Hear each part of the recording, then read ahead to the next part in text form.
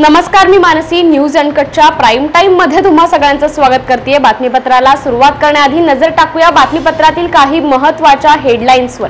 काही लोक गांधीजींचे विचार विसरले, फक्त त्यांच्या नावाने मतं घेतली. मोदींचा काँग्रेसला टोला. लाडक्या बहिणींची दिवाळी, भाऊबीजेची ओवाळणी ऑक्टोबरलाच, सरकार नोव्हेंबरचे पैसे आधीच देणार. 2029 ला अजून वेळ, 2024 ला महायुतीचं सरकार येईल, मुख्यमंत्री शिंदेंचा आत्मविश्वास. आणि गाईला राज्यमातेचा दर्जा दिल्याने जालन्यात गोभक्तांनी केले सरकारचे अभिनंदन. आता पाहूयात सविस्तर वृत्त. महात्मा गांधी जयंतीनिमित्त पंतप्रधान नरेंद्र मोदी यांनी स्वच्छता अभियानात सहभाग घेतला. स्वच्छता अभियानाला 10 वर्ष पूर्ण झाल्याच्या निमित्ताने पंतप्रधान मोदींनी देशाला संबोधित केले. मोदी म्हणाले की स्वच्छतेचा विचार महात्मा गांधींनी दिला होता, पण त्याचा काही लोकांना विसर पडलाय. महात्मा गांधींनी तर हा रस्ता दाखवला होता, सुचवलेही होते. काही लोकांनी गांधीजींच्या नावाने फक्त मते घेतली, पण त्यांचा विचार विसरून गेले. त्या लोकांनी अस्वच्छतेलाच आयुष्य मानलं असं म्हणत पंतप्रधान नरेंद्र मोदींनी अप्रत्यक्षपणे काँग्रेसवर निशाणा साधलाय. मुख्यमंत्री माझी लाडकी बहीण योजनेच्या माध्यमातून सरकारकडून महिलांना दर महिन्याला 1500 रुपये देण्यात येतात. या योजनेत आतापर्यंत कोट्यावधी महिलांनी अर्ज केले. तसेच कोट्यावधी रुपयांचा निधी महिलांच्या खात्यात जमा करण्यात आलाय.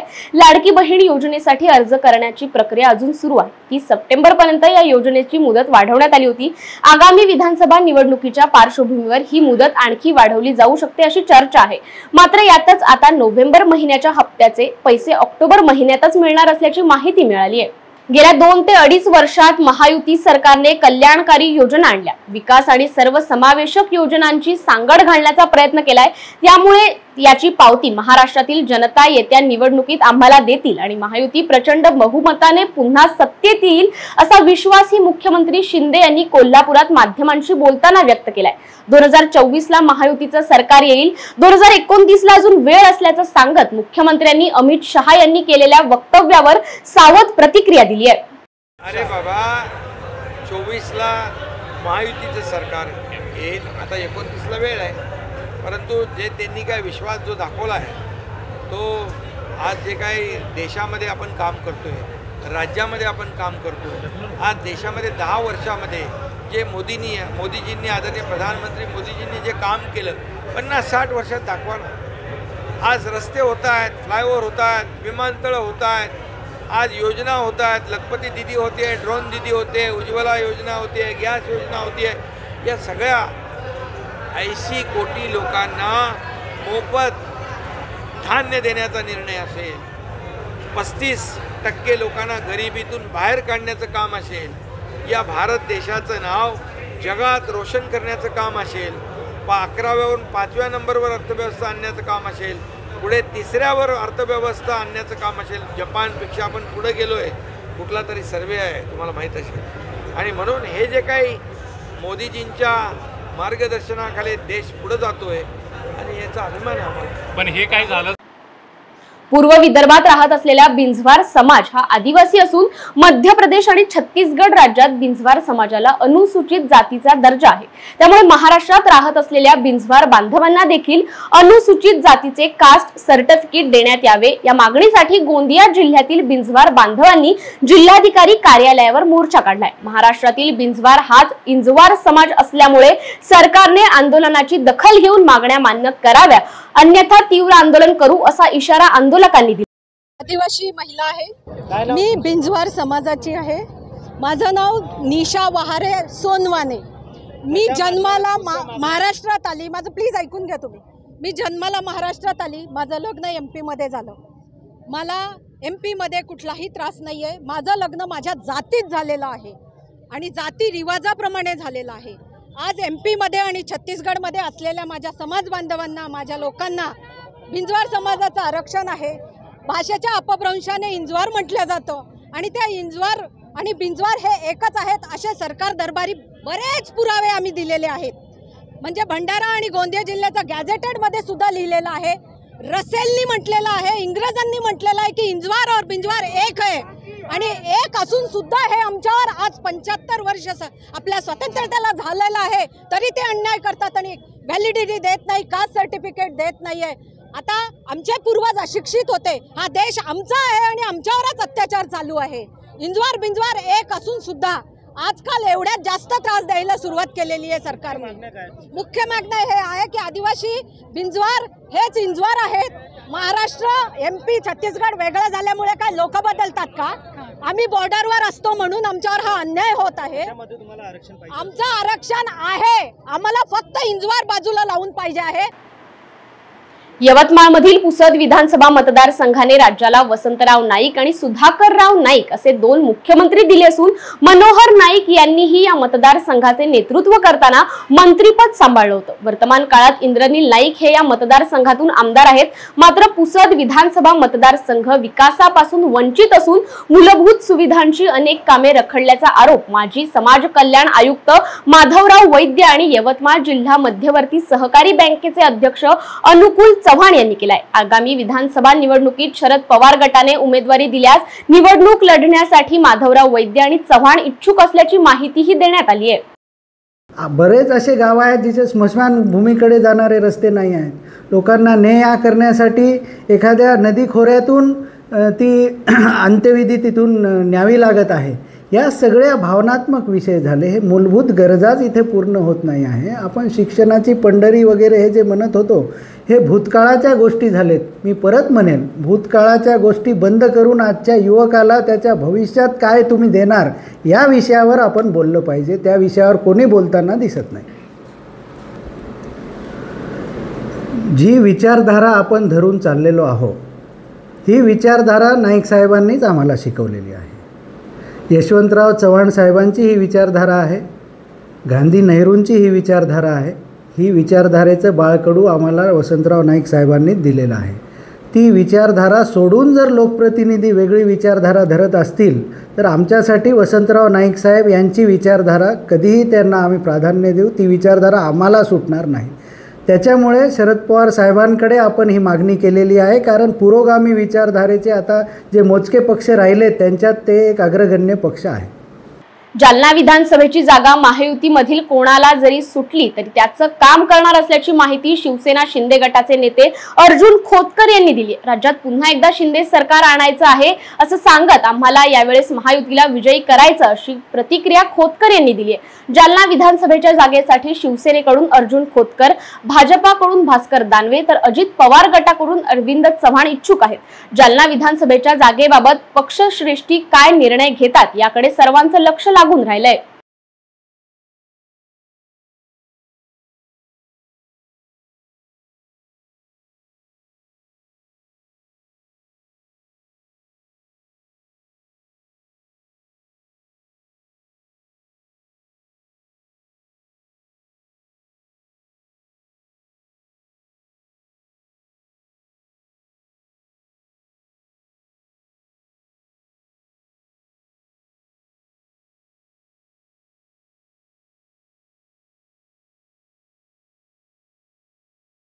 कोतवाल संघटनेच्या आंदोलनानंतर शासनाने त्यांना 1500 रुपये मानधन वाढवून दिले। मात्र आम्हाला 1500 रुपये मानधन वाढवून नको तर कोतवालांना चतुर्थ श्रेणीमध्ये समाविष्ट करावे अशी मागणी संघटनांनी लावून धरली आहे। शासन निर्णयाच्या विरोधात गोंदिया शहरातील तहसील कार्यालय परिसरात कोतवालांनी काळ्या फिती लावून निषेध नोंदवलाय। सर, सीमा कुरसुंगे, गाव गंगाझरी। काय सांगणार, काय मागणी लागून आज काळ्या फिती लावून तुम्ही आंदोलन करता? सर, जे आपल्याला नाही का शासनाने जे निर्णय दिलेले आहेत 10% वाढ म्हणून, पण आपल्याला त्याच्यामधून भागणार नाही, कारण की आता इलेक्शनचे काम आपल्याकडे जवळजवळ येत आहेत आणि आपल्याला अर्धा पेमेंट जो आहे आमचा 15,000पेक्षाही जास्त म्हणजे 7-8 हजार तर आमच्या अपडाऊनलाच लागतात सर। तर त्याच्यामुळे नाही का शासनाला एकच विनंती आहे की आपल्याला 10% जी वाढ झालेली आहे मानधनात ते त्यांनी केलेली आहे, पण आम्हाला चतुर्थ श्रेणी अति आवश्यक आहे, अत्यंत गरजेचे आहे। सर, काय नाव आपलं? माझं नाव घनश्याम दसाराम पटले। कशाला घेऊन आज काळी फिती लावून आज आंदोलन करत आहे आणि कामामध्ये काळी फिती लावून केले, काय सांगा? महाराष्ट्र राज्य कोतवाल संघटनेने 2026 दोन दिवसा अगोदर जे आंदोलन लावले होते चतुश्रेणीकरिता त्याची दखल घेत शासनाने आम्हाला चतुश्रेणी न देता मानधनवाढीच्या 10% मानधनवाढ दिलेली आहे। त्याचा निषेध नोंदवण्याकरिता या ठिकाणी आम्ही सर्व जमलेले आहोत। किती एकूण जिल्ह्यामध्ये कोतवाल आहेत? जिल्ह्यामध्ये एकूण 158 कोतवाल आहेत। कोतवाल हा पद इंग्रजकालीन पद असून स्वातंत्र्य झाल्याच्या नंतर महाराष्ट्राची निर्मिती झाली तेव्हापासून चतुर्थ श्रेणीची एकच मागणी असून शासन आम्हाला वारंवार मानधन वाढ करून आमची थट्टा करत आहे आणि आम्हाला फक्त मानधन वाढ देत आहे। मुख्य मागणी काय? आमची एकच मुख्य मागणी आहे ती म्हणजे चतुर्थ श्रेणीची। चतुर्थ श्रेणी मिळाली तर आमच्या जवळ जीवनावश्यक सर्व गरजा संपतील। जसे की आम्हाला जर श्रेणी मिळाली तर आम्हाला जसं की आम्हाला आता बँकेतून लोन घ्यायचं कर्ज घ्यायचं आहे तर ते कर्जसुद्धा मिळू शकत नाही किंवा इतर सोयीसुविधासुद्धा आम्हाला मिळू शकत नाही। श्रेणी मिळाली तर आम्हाला सर्व सुविधा मिळतील। वेळ झाली आहे बातमीपत्रात छोट्याशा विश्रांतीची। कुठेही जाऊ नका, पाहत रहा न्यूज अनकट। ऐतिहासिक वारसा लाभलेला मराठ मुलूक महाराष्ट्र। या महाराष्ट्राला विविध रंगी छटा आहेत। साहित्य, कला, पर्यटन, नृत्य, भाषा, संत परंपरा अशा विविधतेने तो नटलेला आहे। हीच गौरवशाली विविधता जपत स्वरंग मराठी केवळ महाराष्ट्राच्या सांस्कृतिक संहितेपुरते मर्यादित न राहता समकालीन नवकल्पनांवर आधारित कार्यक्रमांद्वारे मराठी मनोरंजन विश्वात स्वतःची एक अनोखी जागा निर्माण करत आहेत। मराठी मनोरंजन क्षेत्रातील उत्तम दिग्दर्शक, लेखक आणि निर्मात्यांच्या प्रतिभेचा पुरेपूर वापर करून मनोरंजनाचा आगळा वेगळा रंग उधळण्यास आम्ही सज्ज आहोत। स्वरंग मराठीचे उद्दिष्ट मराठी मनोरंजन क्षेत्रामध्ये मनोरंजनाची वहिवाट सोडून रूढीवादी पद्धती तोडून मनोरंजनाचा समृद्ध अनुभव प्रदान करून देण्याचा आहे। म्हणूनच यात विविध पद्धतीचे मनोरंजक आणि माहितीपूर्ण कार्यक्रम स्वरंग मराठीवर बघता येतील। शेवटी एकच, धकाधकीच्या जीवनात धांगडधिंगा करण्यापेक्षा बसूया, हसूया, गाऊया, जगूया। नाती गोती श्रावण मोती गावामधले जीवंत रंग, नाती गोती श्रावण मोती गावामधले जीवंत रंग। चला जोडूया, चला पाहूया, जशी संस्कृती तसा स्वरंग। विश्रांतीनंतर बातमीपत्रात पुन्हा एकदा स्वागत करते। सरकारी स्वस्त धान्य दुकानातून निकृष्ट दर्जाची ज्वारी वाटप होत असल्याने नांदगाव खंडेश्वर तालुक्यातील महिलांनी ठाकरे गटाच्या शिवसेनेचे प्रकाश मारोटकर यांच्या नेतृत्वात जिल्हाधिकारी कार्यालयावर धडक देऊन आंदोलन केले।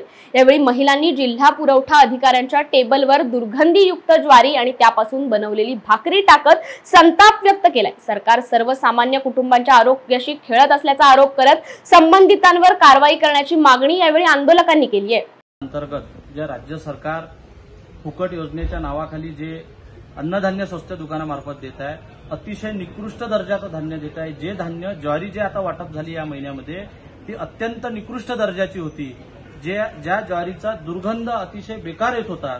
म्हणून ती ज्वारी जनावरांना सुद्धा टाकली तर ते जनावर खाणार नाही, म्हणून आज आम्ही जिल्हा पुरवठा अधिकाऱ्यांना त्या ज्वारीची भाकर आणि ज्वारी दाखवायला आणली की अशा पद्धतीचं खरेदी आपलं जिल्हा मार्केटिंग अधिकारी जर करत असेल तर हा आरोग्याच्या दृष्टिकोनातून फार चुकीचा आहे आणि गोरगरीब जनतेच्या परिस्थितीचा फायदा घेऊन हे सरकार त्यांच्या जीवनाशी धोका निर्माण करून जीवनाशी खेळ खेळत आहे। म्हणून आज आम्ही या ठिकाणी जिल्हा पुरवठा अधिकाऱ्यांना त्यांच्या टेबलवर ज्वारी दाखवून ही भाकरी दाखवून निवेदन सादर केलं आहे की यापुढे अशा पद्धतीचा वाटप झाल्यास आम्ही तीव्र आंदोलन शिवसेना उद्धव बाळासाहेब ठाकरे पक्षाच्या वतीने करू आणि सर्वसामान्य गोरगरीब जनतेच्या हिताशी त्यांच्या जीवनाशी खेळ खेळणे या सरकारने बंद करावा। स्वस्त दरात किंवा फुकटच्या नावाखाली जी लुटमार चालू आहे ती या सरकारने बंद करावी। नाशिकच्या मनमाड शहरातून जाणाऱ्या इंदूर पुणे राष्ट्रीय महामार्गावरील सानप कॉम्प्लेक्स समोर कंटेनरच्या धडकेत पायी जाणाऱ्या 71 वर्षीय वृद्धाचा मृत्यू झाल्याची घटना घडली। या घटनेमुळे शहरात शोककळा पसरली असून मनमाड पोलीस स्थानकात अपघाताचा गुन्हा दाखल करण्यात आलाय। या अपघातामुळे काही काळ या मार्गावरील वाहतूक ठप्प झाली होती। गोंदिया जिल्हा हा वन्य प्राण्यांसाठी प्रसिद्ध आहे, मात्र नुकत्याच झालेल्या 2 वाघांच्या मृत्यूनंतर आता पुन्हा 2 बिबट्यांचा मृत्यू झाल्याने प्राणी मित्रांमध्ये मोठी हळहळ व्यक्त करण्यात येते। गोंदिया जिल्ह्याच्या दासगाव बीट मध्ये मस्जिदपूर जवळ एका वाहनाच्या धडकेत एक बिबट्या ठार झालाय, तर दुसरा अर्जुनी मोरगाव तालुक्यातील बोंडगाव जंगलामध्ये मृत अवस्थेत आढळून आलाय। त्यामुळे वन विभागाने प्राण्यांच्या संरक्षणासाठी निश्चित रूपात उपाययोजना करण्याची मागणी वन्यजीवन प्रेमींकडून करण्यात आली आहे। छत्रपती संभाजीनगर जिल्ह्यात पैठणमध्ये एक धक्कादायक घटना समोर आली आहे। एका महिला डॉक्टरने 6 महिन्यांच्या बाळासह गोदावरीत उडी मारून आत्महत्या केली आहे। पूजा प्रभाकर वरकटे असं मृत डॉक्टरचं नाव असून तिने चांगतपुरी येथे जाण्यासाठी पैठण शहरातून ऑटो रिक्षा केली होती। पाटेगाव पूल आल्यानंतर गोदावरी नदीचे पाणी पाहायचे आहे असं म्हणत रिक्षा थांबवून आपल्या बाळासह तिने नदीत उडी घेतली। 2 तासाच्या रेस्क्यू ऑपरेशन नंतर महिलेचा मृतदेह सापडला असून चिमुकल्या बाळाचा मात्र शोध लागलेला नाहीये। अमरावतीच्या मेळघाट मधील 34 आदिवासी महिलांची फसवणूक झाल्याची घटना उघडकीस आली आहे। बचत गटाच्या नावाखाली ॲक्सिस बँकेच्या मायक्रो फायनान्स विभागात काम करणाऱ्या 3 कर्मचाऱ्यांनी 45,000 रुपयांचे कर्ज देण्याच्या नावाखाली महिलांचे कर्ज सुद्धा बँकेतून मंजूर केले। मात्र प्रत्यक्षात या महिलांना केवळ प्रत्येकी 5,000 रुपये दिले। इतकंच नाही तर 34 महिलांचे प्रत्येकी 40,000 रुपये बँकेच्या कर्मचाऱ्यांनी लंपास केल्याची माहिती देण्यात आली आहे। या व्यवहारात ॲक्सिस बँकेच्या त्या 3 कर्मचाऱ्यांनी आदिवासी महिलांचे जवळपास एकूण 13,60,000 रुपयाची फसवणूक केली आहे। त्यानंतर सर्व महिलांनी चिखलदरा पोलिसात तक्रार दाखल केली असून पुढील तपास पोलीस करत आहेत। भंडाऱ्यातील भोजापूर परिसरात भीषण अपघात झाला असून यात व्हॅनने एका विद्यार्थ्याला चिरडले। 11 वर्षीय आदित्य रूपचंद बागडे असं मृत विद्यार्थ्याचं नाव आहे। विद्यार्थी शाळेत जात असताना हा दुर्दैवी अपघात घडला असून व्हॅन चालकावर गुन्हा दाखल करण्यात आलाय। वेळ झाली आहे बातमीपत्रात छोट्याशा विश्रांतीची। कुठेही जाऊ नका, पाहत रहा न्यूज अनकट।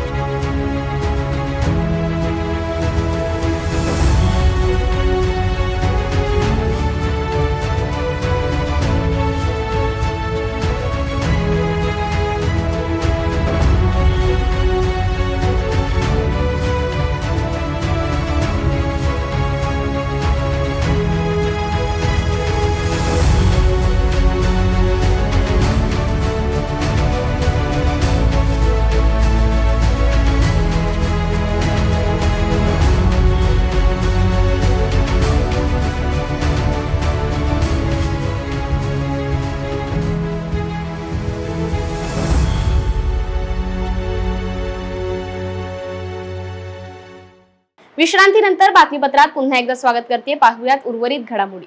गांधी जयंती तसेच वन्यजीव सप्ताहानिमित्त 1 ते 7 ऑक्टोबर दरम्यान गोंदिया वन विभाग, संडे सायकलिंग ग्रुप, हिरवळ संस्था आणि सारस बचाव समितीच्या वतीने महात्मा गांधींचे स्मरण व्हावे तसेच वन्यजीव जीवांच्या संरक्षणासाठी जनजागृती सायकल रॅलीचे आयोजन करण्यात आलं। या रॅलीत गोंदियातील 83 वर्षीय धावक मुन्नालाल यादव यांनी महात्मा गांधींच्या वेशभूषेत सहभाग घेत लोकांचे लक्ष वेधून घेतल्याचं पाहायला मिळालं। रॅली दरम्यान सायकल चलाव, पर्यावरण बचाव, झाडे लावा, झाडे जगवा अशा घोषणा देण्यात आल्या। 2 ऑक्टोबर 2024 आपण दरवर्षी 1 ते 7 वाईल्ड लाईफ वीक आपण सेलिब्रेट करतोच। तर आज 2 ऑक्टोबरला संडे सायकलिंग ग्रुप, वन विभाग, सेवा संस्था, हिरवळ संस्था यांच्या संयुक्त तत्वामध्ये ही शहरामध्ये जनजागृती रॅली म्हणून घोषवाक्याच्या वन्यजीव बचाव, पर्यावरण बचाव ह्या घोषवाक्याने शहरामध्ये एक जनजागृती म्हणून ही रॅली काढण्यात आली, जी खूप यशस्वी पद्धतीने ही रॅली पूर्ण संपन्न झाली। आपल्याला माहीत आहे सर्वांना की गोंदिया जिल्हा हा महाराष्ट्रातील टोकातील जिल्हा आहे। याला मध्य प्रदेश आणि छत्तीसगडची सीमा लागलेली आहे आणि याला खूप अशी उत्कृष्ट जैवविविधता, बायोडायव्हर्सिटी लाभलेली आहे।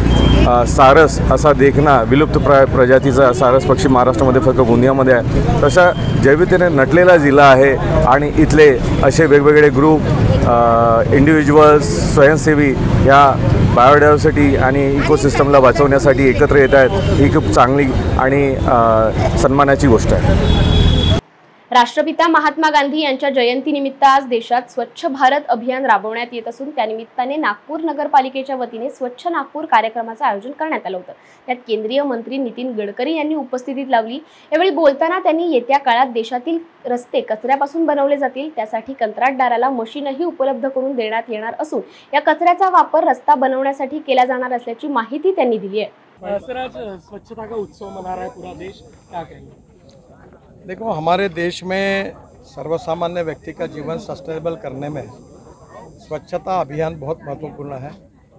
और अगर ये स्वच्छता अभियान, इसमें जल प्रदूषण, वायु प्रदूषण, ध्वनि प्रदूषण से अगर मुक्ति मिलेगी तो हमारे 60-70% लोगों को डॉक्टर के पास जाके दवाई लेने की आवश्यकता नहीं पड़ेगी। शुद्ध पानी, शुद्ध हवा और उसके साथ पेस्टिसाइड और फर्टिलाइज़र को न यूज़ करते हुए किया हुआ हमारा अनाज, सब्जियां, हमारा जीवन बदल सकता है।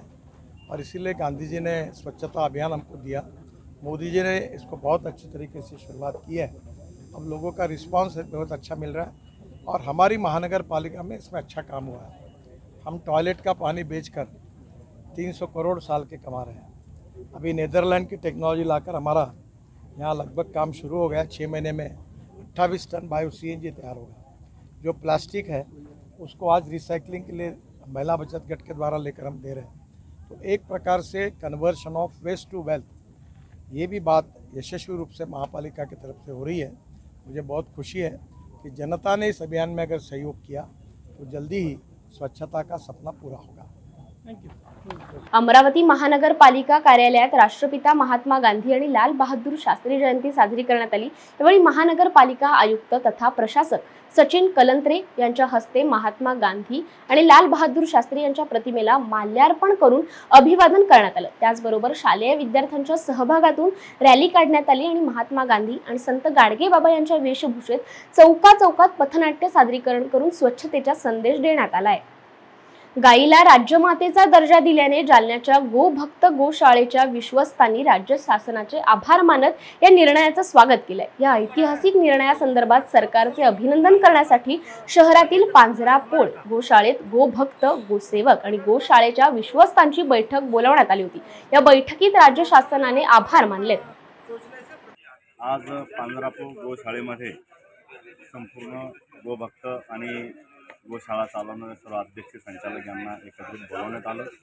2 दिवसापूर्वी आपल्या महाराष्ट्र गव्हर्नमेंटने आपल्या गाईला राज्यमातेचा दर्जा दिला आणि म्हणून महाराष्ट्र शासनाचा आणि आपल्या राज्याचे मुख्यमंत्री एकनाथजी शिंदे साहेब, फडणवीस साहेब आणि अजितदादा पवार साहेब आणि संपूर्ण मंत्रिमंडळाचा एक अभिनंदनाचा ठराव पारित करण्यासाठी या ठिकाणी आज एकत्रित आलेले आहे। आणि पांजरापोळ ही गोशाळा जालना शहरातील एक नामांकित आणि खूप जुनी अशी ही गोशाळा या ठिकाणी आहे आणि अत्यंत दर्जेदार असं काम संपूर्ण शहरातील उद्योगपती असतील, सर्वसामान्य जनता असेल या ठिकाणी सेवाभाव करतात आणि श्रमदान करून या गायीची सेवा या ठिकाणी करतात। अशा प्रकारचा कार्यक्रम आज या ठिकाणी आयोजित करण्यात आला। वेळ झाली आहे बातमीसह बातमीपत्रात इथेच थांबायची। पाहत रहा न्यूज अनकट।